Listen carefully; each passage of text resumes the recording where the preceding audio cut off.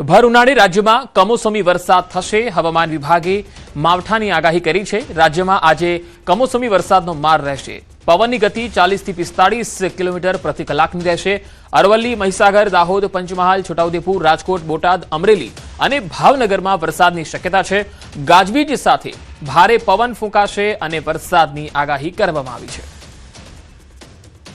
5 मई के लिए आज का जो पूर्वानुमान है इसमें हल्का से मध्यम बरसात का संभावना रहेगा गुजरात क्षेत्रों में और सौराष्ट्र कच्छ दोनों क्षेत्रों में। इसमें जो डिस्ट्रिक्ट हमारा गुजरात रीजन में आएगा अरवल्ली, महीसागर, दाहोद, छोटाउदेपुर और पंचमहल के लिए दिया गया है।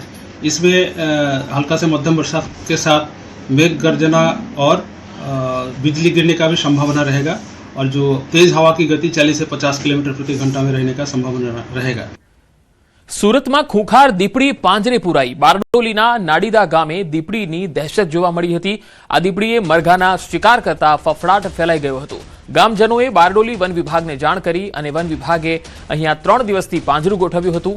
આજે વહેલી સવારે મરઘાના શિકારની લાલચે 2.5 વર્ષીય દીપડી પાંજરે પુરાઈ ગઈ હતી. દીપડી પાંજરે પુરાતા ગામજનોએ રાહતનો શ્વાસ લીધો હતો. તો ખૂંખાર દીપડી પાંજરે પુરાઈ છે, જેની તસવીરો તમે જોઈ શકો છો. છેલ્લા 3 દિવસથી અહીંયા વન વિભાગે પાંજરું ગોઠવ્યું હતું. તો આ બુલેટિનમાં અત્યારે આટલું જ. નમસ્કાર.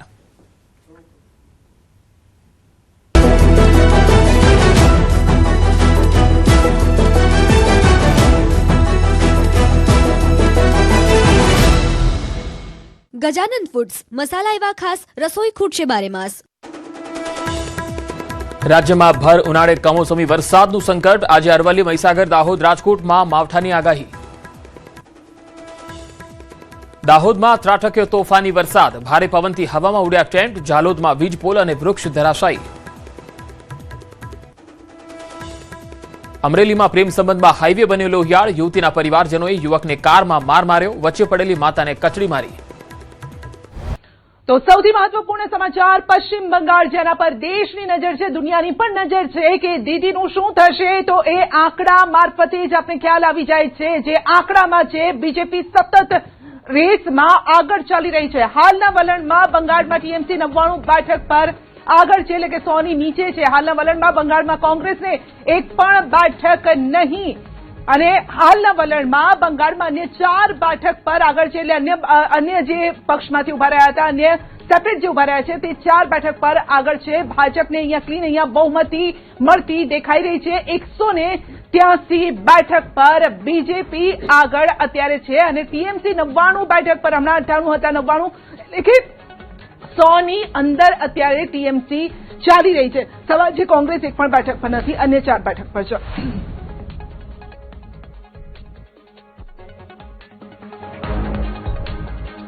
સિદ્ધાર્થભાઈ, જે રીતે વાત અનિલભાઈએ પણ કરી, એક તો સિક્યુરિટીનો, મહિલા સુરક્ષાનો મુદ્દો છે. આપણે એક તો મહિલા બિલની વાત કરી રહ્યા છે, બીજી તરફ મહિલા સુરક્ષાનો મુદ્દો છે. બળાત્કાર અહીંયા કહેવાય કે સામાન્ય બાબત થઈ ગઈ છે.